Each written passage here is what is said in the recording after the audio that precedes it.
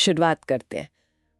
अक्सर हमने देखा है कि गोत्र या कुंडली जैसी चीजों को ना पुरानी पीढ़ी का अंधविश्वास मान लिया जाता है। बिल्कुल। और आधुनिक दुनिया में तो इन्हें बस एक सोशल कंस्ट्रक्ट कहकर टालने का चलन सा बन गया है। हाँ, मतलब आज की जनरेशन इसे बस समाज का पिछड़ापन कह देती है, लेकिन आज हम जिस विषय पर ये डीप डाइव कर रहे हैं ना, वो बहुत अलग है। जी, जो सोर्स हम आज इस्तेमाल कर रहे हैं उसका नाम है ancient bio intelligence, the genetic science of गोत्रा एंड ट्रेडिशन। एग्जैक्टली। और ये जो मटेरियल है, ये इस पूरी बहस को समाज शास्त्र की किताबों से निकालकर सीधे जीव विज्ञान की अत्याधुनिक लैब में रख देते हैं। सही कहा, ये एक पूरी तरह से नया और साइंटिफिक नजरिया है। और इस डीप डाइव का हमारा मुख्य मिशन भी यही है, ये समझना कि जिन प्राचीन परंपराओं को हम खारिज कर देते हैं, क्या वो असल में दुनिया का सबसे पुराना जेनेटिक ऑडिट है? ये बहुत बड़ा सवाल है। मतलब क्या हजारों साल पहले के उन प्राचीन विचारकों ने बिना किसी माइक्रोस्कोप के उन डीएनए म्यूटेशंस को डिकोड कर लिया था? बिल्कुल। और जिन म्यूटेशंस पर आज द लैंसेट और नेचर जैसे दुनिया के सबसे प्रतिष्ठित साइंटिफिक जर्नल्स अपनी रिसर्च छाप रहे हैं, चलिए इस पूरे विषय को थोड़ा खोलकर समझते हैं। देखिए, इस विषय की जो गहराई है ना, वो सच में हैरान करने वाली है। जब हम इन पुराने नियमों का विश्लेषण करते हैं तो विज्ञान और परंपरा के बीच एक बहुत मजबूत जुड़ाव दिखता है। आज के समय में फ्रीडम या स्वतंत्रता एक बहुत बड़ा ट्रिगर वर्ड बन चुका है। हाँ, आज की आम सोच ही यही है कि मेरा जीवन मेरी पसंद। लोगों को लगता है कि पुराने नियम बस व्यक्तिगत आजादी को रोकने के लिए थे। पर यहीं पर जीव विज्ञान एक बिल्कुल ही अलग कहानी कहता है। वो कैसे? बायोलॉजी के हिसाब से हमारा शरीर सिर्फ हमारा नहीं है। मतलब ये कोई निजी संपत्ति नहीं है, बल्कि हमारे पूर्वजों का हजारों लाखों सालों का निवेश है। वाओ, पूर्वजों का निवेश, ये बहुत ही इंटरेस्टिंग तरीका है इसे देखने का। बिल्कुल। अनगिनत पीढ़ियों ने अपने अस्तित्व को बचाने के लिए जो संघर्ष किए, जो बायोलॉजिकल एडेप्टेशंस किए, ये शरीर उसी का जीता जागता नतीजा है। यहाँ मैं एक बात स्पष्ट कर दूं हमारे सुनने वालों के लिए कि हम इस चर्चा में किसी विचारधारा का समर्थन नहीं कर रहे हैं। जी हाँ, ये कोई राजनीतिक बहस नहीं है। एग्जैक्टली। हम लेफ्ट विंग या राइट विंग की बात नहीं कर रहे। हम सिर्फ स्रोत के नजरिए को सामने रख रहे हैं और सीधे जेनेटिक्स के चश्मे से इन परंपराओं को देख रहे हैं। सही बात है, क्योंकि जब कोई इंसान अपनी पसंद के नाम पर बायोलॉजिकल नियमों के खिलाफ जाता है तो वो पूरी जेनेटिक चेन खतरे में पड़ जाती है। और यहाँ से बात सच में बहुत दिलचस्प हो जाती है, क्योंकि जब हम सिर्फ थ्योरी से बाहर निकलकर असली दुनिया के डेटा की तरफ बढ़ते हैं ना, तो द बायोलॉजिकल क्राइसिस की एक खौफनाक तस्वीर सामने आती है। बिल्कुल। और इस क्राइसिस को समझने के लिए सोर्स में कंसैंग्विनिटी का बहुत गहराई से विश्लेषण किया गया है। कंसैंग्विनिटी, जिसे हम आम भाषा में कजिन मैरिज या खून के रिश्तों में शादी कहते हैं। जी। इसमें आधुनिक दुनिया का एक बहुत ही स्पष्ट और चौंकाने वाला डेटा दिया गया है। हाँ, बीबीसी की वो रिपोर्ट, वो सच में आंखें खोलने वाली है। बिल्कुल।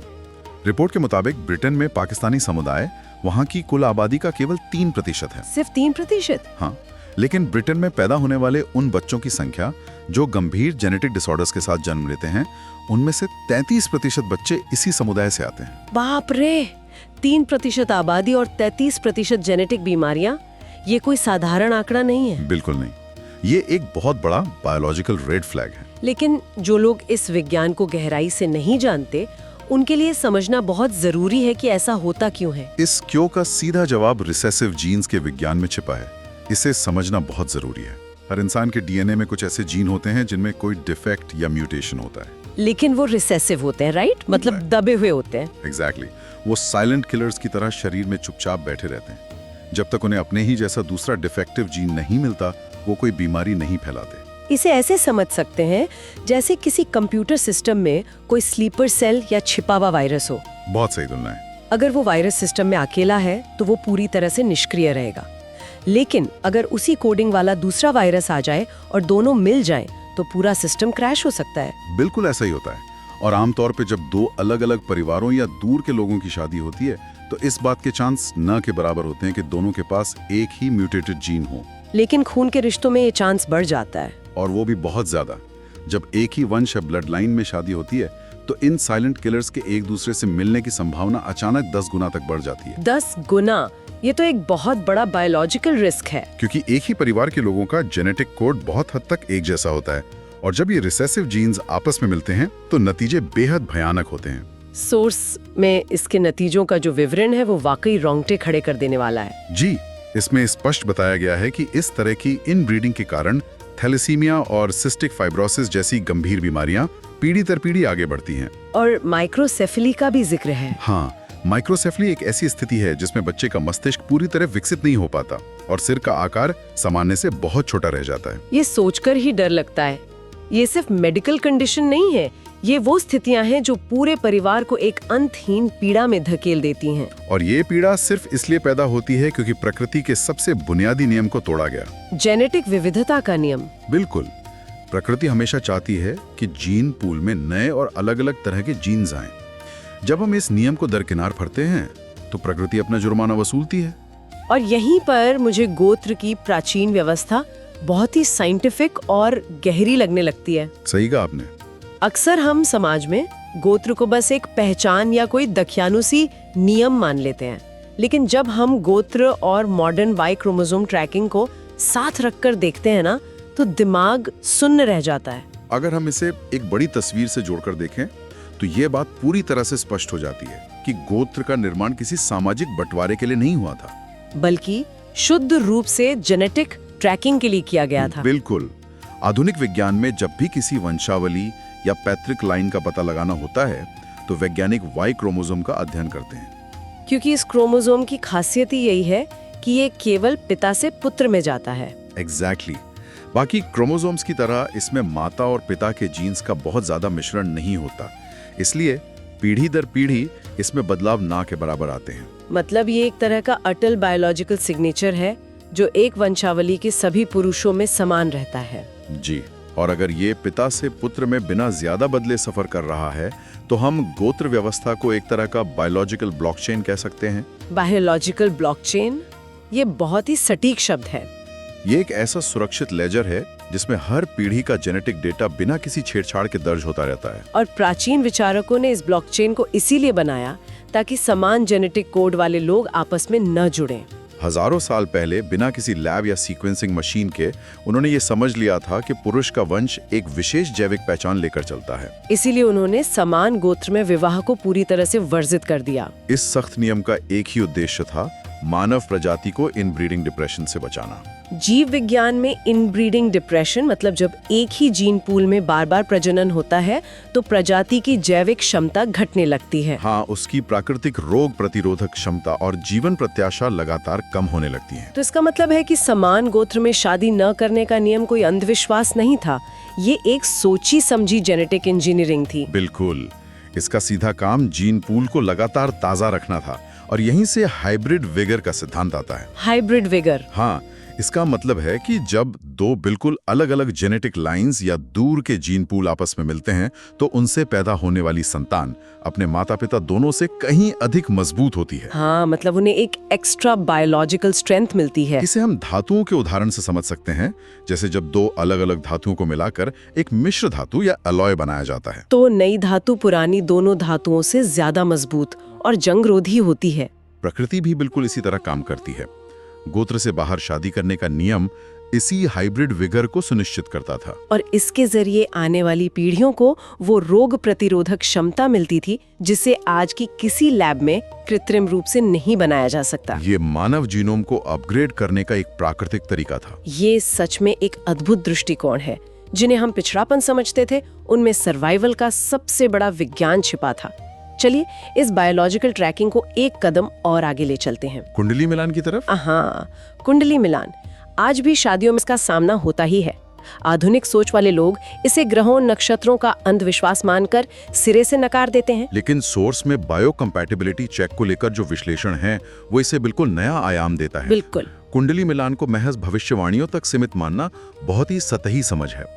जब पारंपरिक अष्टकूट मिलान किया जाता है जिसमें कुल 36 गुण होते हैं तो उसमें सबसे अधिक अंक नाड़ी को दिए जाते हैं। जी, अकेले नाड़ी के 8 गुण होते हैं और ये कोई संयोग नहीं है। तो नाड़ी का असल में विज्ञान क्या है? नाड़ी का सीधा संबंध व्यक्ति के फिजियोलॉजिकल कॉन्स्टिट्यूशन से है, यानी उसकी शारीरिक बनावट, प्रकृति और उसके मेटाबॉलिज्म से है। जैसे आयुर्वेद में वात, पित्त और कफ के त्रिदोष सिद्धांत की बात होती है। एग्जैक्टली। तो नाड़ी मिलान का मूल उद्देश्य ये जांचना था कि क्या दो शरीरों का मेटाबॉलिज्म आपस में कंपैटिबल है या नहीं। ये तो बिल्कुल वैसा ही हुआ जैसे किसी नए सॉफ्टवेयर को इंस्टॉल करने से पहले चेक किया जाता है कि वो हार्डवेयर के साथ क्रैश तो नहीं हो जाएगा। बहुत अच्छा उदाहरण दिया आपने। और यहाँ सबसे बड़ी बात ये जांची जाती थी कि दोनों व्यक्तियों की शारीरिक प्रकृति बिल्कुल एक समान तो नहीं है, क्योंकि जीव विज्ञान में अति समानता या ओवर सिमिलैरिटी जेनेटिक्स के लिए अच्छी नहीं मानी जाती। बिल्कुल। जब दो बिल्कुल समान प्रकृति वाले या एक ही नाड़ी वाले लोग जुड़ते हैं तो उनकी संतान में आनुवंशिक कमजोरियां होने के चांस बहुत बढ़ जाते हैं। प्रकृति को बायोलॉजिकल फ्रिक्शन या विविधता पसंद है। इसीलिए अगर दोनों भागीदारों की नाड़ी एक ही होती थी तो पारंपरिक व्यवस्था उसे नाड़ी दोष मानकर उस विवाह को अस्वीकार कर देती थी। ये तुलना सच में दिमाग को झकझोरने वाली है। हाँ, आज का पढ़ा लिखा समाज शादी से पहले हजारों रुपए खर्च करके जो प्री मैरिटल जेनेटिक स्क्रीनिंग करवाता है ताकि बच्चे को कोई जेनेटिक बीमारी ना हो, वही काम प्राचीन व्यवस्था में कुंडली और नाड़ी दोष के नाम पर अनिवार्य किया गया था। दोनों का उद्देश्य एक ही था, मजबूत संतान। यह एक बहुत ही महत्वपूर्ण प्रश्न खड़ा करता है हमारी आज की जीवन शैली पर। वो क्या? क्या आधुनिक समाज ह्यूमन फ्रीडम के नाम पर एक बहुत ही खतरनाक दिशा में जा रहा है? सोर्स में इसके मनोवैज्ञानिक पहलू पर भी गहरा प्रकाश डाला गया है। एक शब्द इस्तेमाल हुआ है, ह्यूब्रिस, जिसका अर्थ है चरम अहंकार। हाँ, आधुनिक इंसान अक्सर ये सोच बैठता है कि तकनीकी विकास के कारण वो प्रकृति के बुनियादी नियमों से ऊपर उठ गया है। और इसी अहंकार के साथ एक और दिलचस्प मनोवैज्ञानिक पहलू जुड़ता है जिसे शैडो वर्क कहा गया है, जहां इंसान अक्सर सिर्फ एक रेबेल या विद्रोही दिखने के लिए पुराने नियमों को तोड़ता है, बिना ये समझे कि वो नियम आखिर बनाए क्यों गए थे। बस ये मान लिया जाता है कि जो कुछ भी पुराना है वो दमनकारी है और जो नया है वो प्रोग्रेसिव है। स्वतंत्रता का मतलब अपनी ही जड़ों को काटना हो गया है। यही वो आधुनिक अहंकार है जिसे सोच हमें चेतावनी देता है। हमने प्रकृति को जीतने का भ्रम पाल लिया है। लेकिन जीव विज्ञान के नियम किसी की व्यक्तिगत पसंद के मोहताज नहीं होते। बिल्कुल नहीं। गुरुत्वाकर्षण का नियम इस बात पर निर्भर नहीं करता कि आप उसमें विश्वास करते हैं या नहीं। ऊंचाई से कूदेंगे तो गिरना तय है। जेनेटिक्स के नियम भी बिल्कुल वैसे ही काम करते हैं। इसी बात को समेटते हुए सोर्स एक बहुत शानदार लाइन कहता है, साइंस प्रूव्स, फेथ प्रिजर्व्स। विज्ञान प्रमाणित करता है लेकिन आस्था संरक्षित रखती है। आज के वैज्ञानिकों के पास इलेक्ट्रॉन माइक्रोस्कोप हैं, सीक्वेंसिंग मशीनें हैं, जिनसे वो साबित कर रहे हैं कि इनब्रीडिंग नुकसानदायक है। प्राचीन विचारकों के पास ये मशीनें नहीं थीं, लेकिन उनके पास एक गहरी बायो इंटेलिजेंस थी। और उन्होंने उस इंटेलिजेंस को बचाने का जो तरीका निकाला वो सच में जीनियस था। उन्होंने इन बहुत ही जटिल वैज्ञानिक नियमों को आम लोगों तक पहुंचाने के लिए उन्हें आस्था, धर्म और परंपरा के आवरण में लपेट दिया। इसे कैप्सूल या जिप फाइल की तरह देखा जा सकता है।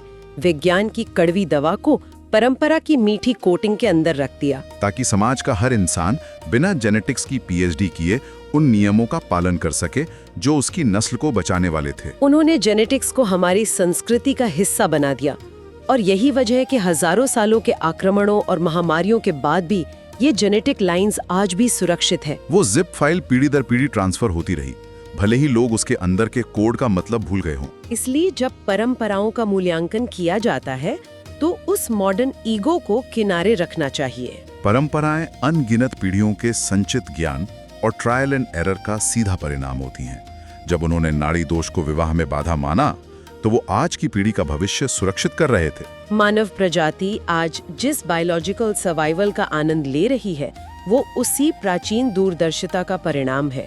तो अंततः इस सब का क्या अर्थ निकलता है? आज के इस विश्लेषण का सार यही है कि जैविक दृष्टिकोण से विवाह केवल दो व्यक्तियों का साथ आना नहीं है। ये असल में दो अलग अलग जीन पूल्स का मर्जर है। ये प्रकृति का वो तरीका है जिससे वो जीवन को आगे बढ़ाती है और नई पीढ़ी को भविष्य की चुनौतियों के लिए तैयार करती है। और यही बात हर उस इंसान को समझनी चाहिए जो आधुनिकता और परंपरा के बीच किसी द्वंद्व में फंसा है। आज के इंसानों का स्वस्थ अस्तित्व ही उन पुराने नियमों की सफलता का सबसे बड़ा प्रमाण है। स्वतंत्रता का होने बहुत जरूरी है, लेकिन स्वतंत्रता हमेशा गहरी जागरूकता के साथ आनी चाहिए, अज्ञानता के साथ नहीं। इंसान के खून में, डीएनए के हर एक कोशिका में जो बायोलॉजिकल बुद्धिमत्ता बह रही है उसे समझना बहुत जरूरी है। केवल एक आधुनिक विद्रोही बनकर पुरानी चीजों को तोड़ने में कोई समझदारी नहीं है। बिल्कुल, हमें एक ऐसा जागरूक इंसान बनने की जरूरत है जो ये समझता हो कि उसकी जड़ें कहाँ हैं और वे उसे कैसे बायोलॉजिकल पोषण दे रही हैं। सही बात है। लेकिन यहाँ से विदा लेने से पहले आज के इस विश्लेषण के आधार पर एक ऐसा सवाल सामने आता है जिस पर गहराई से सोचने की जरूरत है। अगर विवाह और गोत्र के ये प्राचीन नियम वास्तव में जेनेटिक्स को सुरक्षित रखने के इतने सटीक बायोलॉजिकल कोड्स थे, तो क्या ये संभव है कि खानपान, त्योहारों या दिनचर्या से जुड़ी अन्य सामान्य परंपराएं भी मानव जीनोम को अपग्रेड करने के छिपे हुए विज्ञान हों, जिन्हें आधुनिक तकनीक ने अभी तक डिकोड ही नहीं किया है? ये बहुत ही गहरा सवाल है। इस पर जरूर सोचिएगा। आज के इस डीप डाइव में बस इतना ही।